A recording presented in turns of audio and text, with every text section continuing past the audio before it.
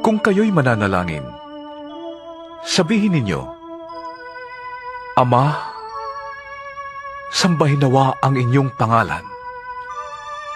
Naway magsimula na ang inyong paghahari. Bigyan ninyo kami ng aming makakain sa araw-araw. At patawarin ninyo kami sa aming mga kasalanan. Yamang pinapatawad namin ang bawat nagkakasala sa amin. At huwag ninyong hayaang malagay kami sa matinding pagsubok. Humingi kayo, at kayo'y bibigyan. Humanap kayo at kayo'y makakatagpo. Kumatok kayo at kayo'y pagbubuksan. Sapagkat ang bawat humihingi ay tatanggap. Ang bawat humahanap ay makakatagpo. At ang bawat kumakatok ay pagbubuksan.